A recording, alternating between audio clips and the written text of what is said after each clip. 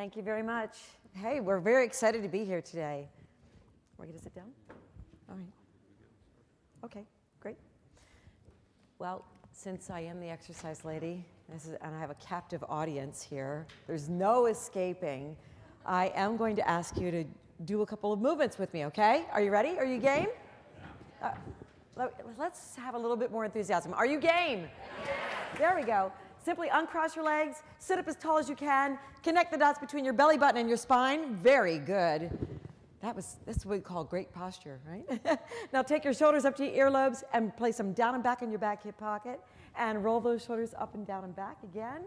A couple more times, as I always say, rolling, rolling, rolling, keep those shoulders rolling. And just by doing that simple exercise, you can increase the oxygen carrying capacity to your brain by 30%.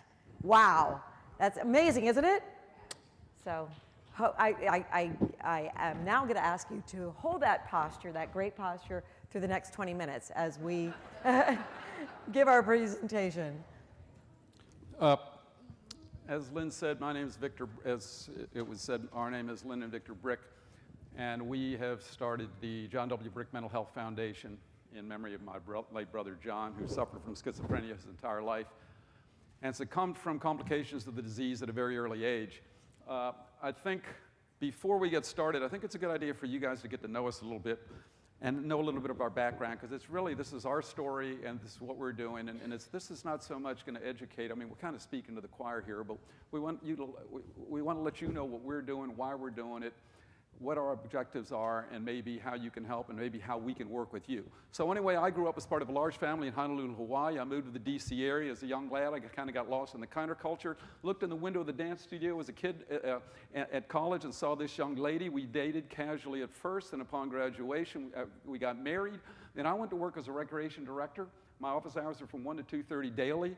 And I hired a high school kid to watch those, and all I did was play all day. I coached basketball, I taught tennis, and I taught aerobics, running, biking, swimming. So I was hardly working, half days, that's all I was working. Meanwhile, Lynn went to work as a nurse at shock trauma. She was only working half days too. Didn't matter whether she was working the first 12 hours or the second. So she's working 12-hour days, and I'm literally working an hour and a half, and I'm teaching some college fitness programs.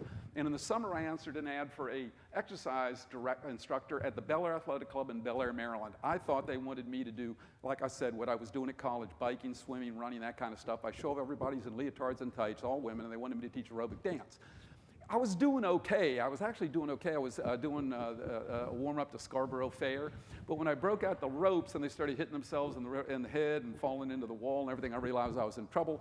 And I thought, hey, my wife's a dancer. I'll get her involved. So we got that. That's how Lynn got involved in the aerobic business. She started these classes. They began to grow. We were renting racquetball court space. You can see the line right there, the racquetball court.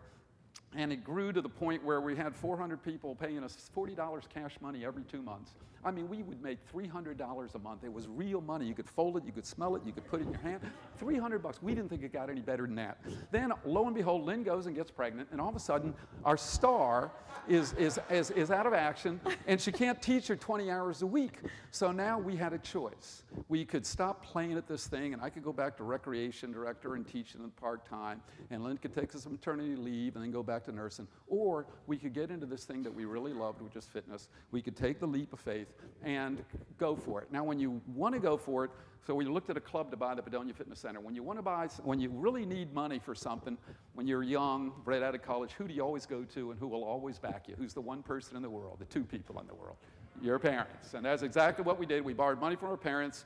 Oh, I forgot. Lynn started doing aerobic competitions, and I said, hey, what's good for the goose is good for the gander. And lo and behold, I got into the competition. We would show you the video of the competition, but then I'd have to kill you. For 20 years, only 2 people in our organization ever saw the video. Now you go online. It's actually some way. It's on YouTube. Serious business. Go on YouTube. It's there. I'm not joking. In that outfit. And I still have a pulled hamstring from the high leg kick. But anyway, and why am I giving you all this? So I'm telling you all this because we're fitness people. We've been fitness people our whole life. And we see what it does for others. And I know that it's got to be a way for it to help the mental health community. And that's why I'm giving you this background about how we started. So anyway, we borrowed money from my parents. We bought our first club in North Baltimore County, the large modern Padonia Fitness Center. And at first we did everything. We taught aerobics, we cleaned the toilet. Heck, we even tried to do the roof. That was only a $48,000 mistake that almost bankrupted us. But nonetheless, you'll learn from your mistakes. So with a lot of hard work, a lot of luck, and a lot of help from a lot of family and friends, we began to turn things around. And in 1990, Lynne was the instructor, the International Instructor of the Year, and I was the Business Person of the Year. And from there, we began to grow. We got more publicity, and we now have 7 Brick Bodies clubs. This is one of our bigger clubs. We're known for our group exercise program. This is our Body Flow. We are especially known for a highly skilled and well-organized staff. We have health screenings. We've got yoga. We've got brick boxing. We do massage. We got a great weight loss program. And of course, we do health screenings on all new members. We travel around. We have 2 beautiful children. My daughter, Vicky, runs Brick Bodies, and our son is in California, but he used to be in the business.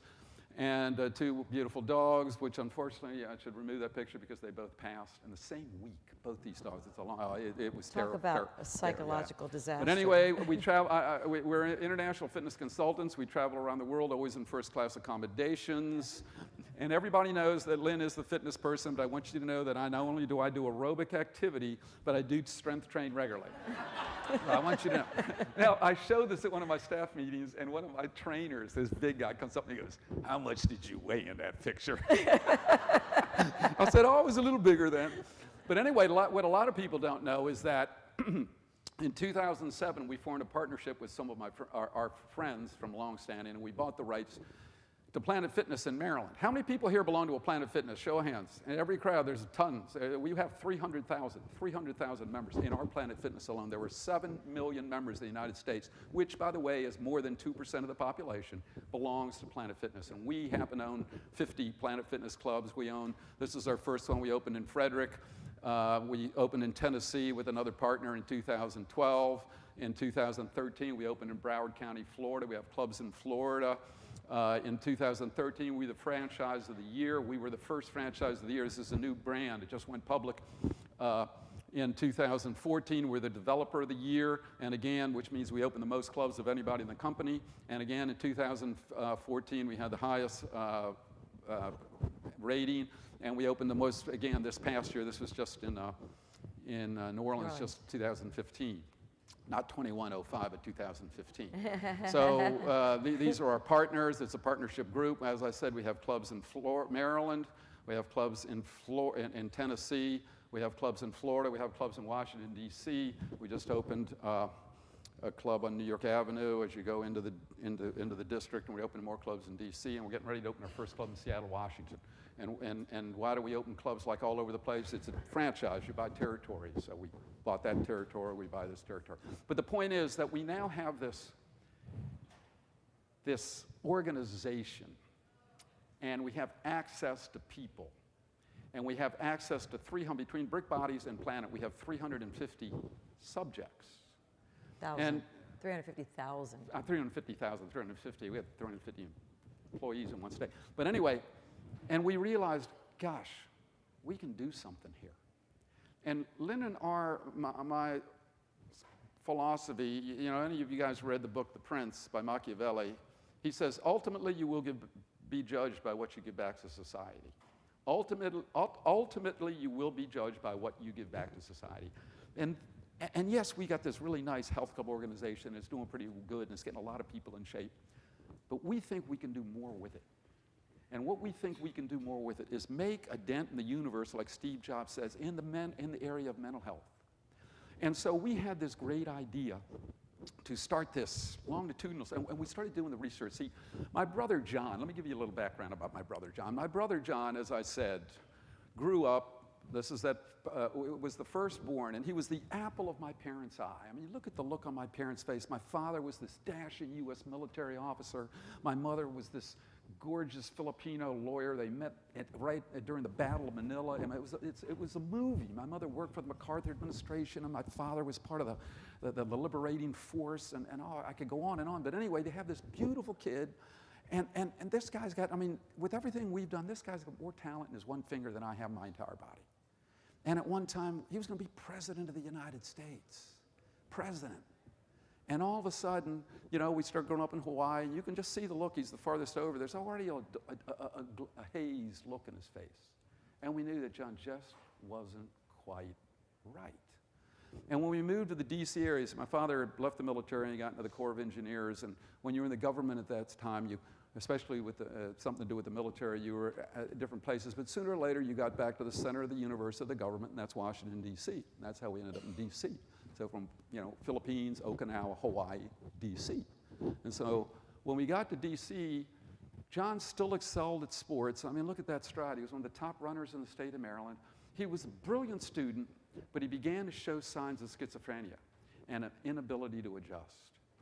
And over time, this is what I wrote to him in his high school yearbook. And I'm an 11-year-old kid, 11-year-old kid. And he would come home crying.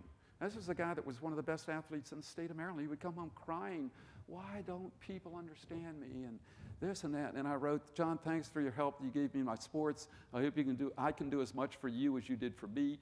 Don't let disappointments get you down. Good luck in the future, and your help in my track will not be in vain. And back then, I was telling him, don't you worry, brother. I'm going to take care of you. And that's what I had to start doing as he got older and began to really show signs of mental illness. And John would go through this cycle, and everybody in here, like I said, I'm preaching to the choir, you know what it is. You get on your medication, you start feeling better, you feel so good you don't think you need medication, you get off your medication, and you start down that slippery slope to where it's too late to turn things around, and then you have another violent breakdown. And John would go through these episodes, and initially he would be in and out of every institution in the state of Maryland. You name one, he was there. Hopkins, Shepherd Pratt, Springfield, Spring Grove, University of Maryland, Prince George's County, you name it, John was there. And later in life, when they moved to Florida, my parents moved to Florida, he would catch a bus. He would get off his medication. We put him, unfortunately, you never know how these people are going to, suffering from mental illness, and John was schizophrenic. You never know how they're going to act, and as much as you love them, you've got to protect your loved ones. And my father is older than my mother, so we had a concern there. So we put John in a home right around the corner, and he would just disappear. And what he would do, he would put all his clothes in his bag, a trash bag, and catch a bus to go to what he thought was the center of the Christian world in the United States, the cathedral in D.C. And my mother would call me in tears. We haven't seen John in 3 days, and I'd call up the priest in the cathedral. Hey, is my brother there? Yeah, it was just a confession. And I'd go down and get him. But after a while, it got to be where we couldn't find him. And so I would go hunting for him, and I found him in a D.C. city jail. I found him in a homeless ghetto in Southeast. I don't know how I found it, but I mean, even I was afraid. And then one time I found him, these are all different trips. One time I found him, I was just driving around Washington, and I drove through DuPont Circle, and there he was sitting on a wall, and thank goodness it was the summer, sitting on a wall with no shirt, no shoes, nothing but a pair of jeans. And that's how it went. And finally, it got so that he began to withdraw from, and this is, he used to take care of his health, and he started smoking, and finally, that guy became this guy. This guy, these guys, that guy right there became this guy. And he began to withdraw from society. And he thought that he was being punished for his sins. And so he began to he had to atone for sin, so he had to get rid of all modern appliances. So first went the television, then went the phone, we couldn't get in touch with them, then went the radio, then went the refrigerator. Unplugged his refrigerator. And finally he unplugged his air conditioning. And when my father found him 4 years ago on the floor of that trailer park, overcome with heat stroke, it was 110 in that trailer park. You guys know Florida, and you know what it's like in the summertime. And John, and it was all due to schizophrenia. And the thing is that in all the years that John sought this treatment, we never thought that he was given a program which incorporated all the aspects of health and well-being to basically, one, address his issue, and two, improve the quality of his life. And so that's the objective of the John W. Brick Mental Health Foundation. And like I said, initially, Lynne and I said, hey, look, let's show once and for all that exercise affects mental health. Because believe it or not, and you guys are in the field, some of you may have worked on studies here, and some of you may know more about this than I do. But if you do your research, you'll find that any study with exercise and mental health, 12 people at a YMCA for 6 weeks, 30 people at the Mayo Clinic for 6 months. I mean, we were thinking, we got hundreds of thousands of members, we've been in business 30 years, let's do this longitudinal study and prove once and for all the effect, and then all the world will rush to us and will embrace us and start to have exercise as part of their treatment and the right diet and it was all naive, of course. And as we began to talk to different people around the medical community, thank goodness we ran into Dr. Alan Tian, who convinced me that what we really were talking about was educating people. And the way to do this was not one, putting all your, just raise a bunch of money, do one study, and think that you've proven once and for all that, this catgut puts hair on people's head. Yeah, it's an ongoing process. And it's not like some objectives to cure something. It's really about quality of life. Let's face it, like I said, we're all in the same field. We're all on the same side here. And we know we may never, quote, come up with a cure for mental illness. It's about improving the quality of life of people that suffer from mental illness and their support system. So what we decided to do was to develop this platform or this foundation that would be a hub of information sharing. And we would start with our thousands of members and collect data on them and assess their lifestyles and their behaviors and whatnot. And that's where Alan excels, because he has a tool that he uses, presently using with hundreds of hospitals, correct? Alan, where are you? Correct? Yeah, and Johns Hopkins, and I use that name. There's a lot of great hospitals in the group, but I use that name because everybody understands it. But they're literally doing hundreds of studies using this tool where they collect information and analyze it and then can draw conclusions from it. So we figured that would be the start, and we would begin to develop a profile of what might be positive and what might be. And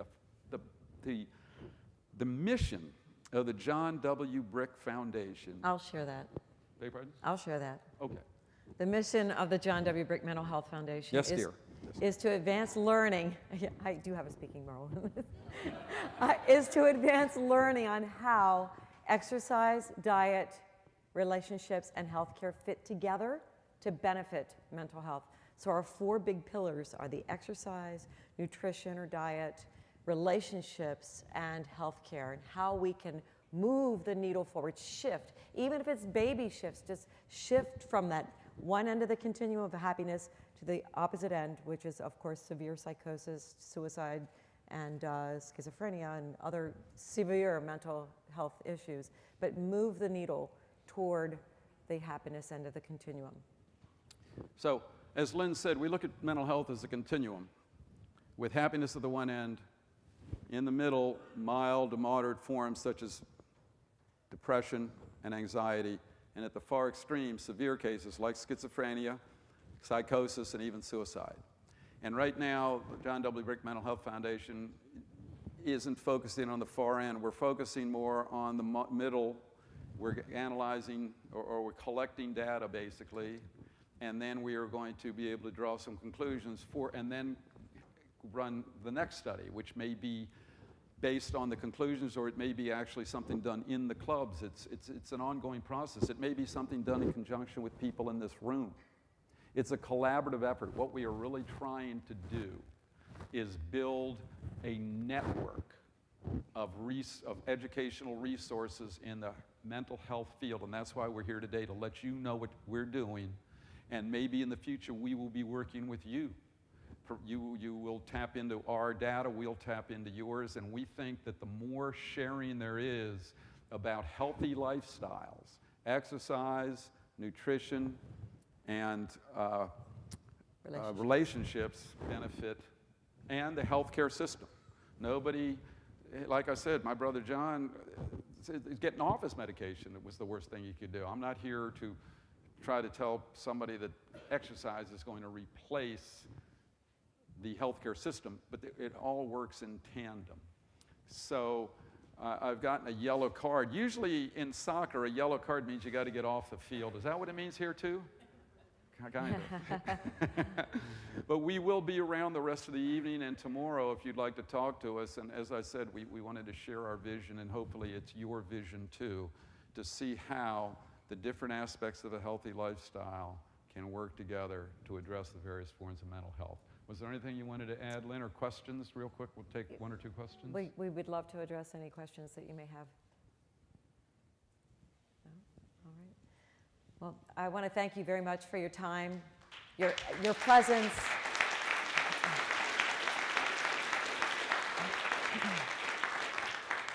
Your time, your presence, your ears, and most important, your brain. So hopefully we've stimulated some thought that we can all work together to make a difference, make a dent in the brain universe.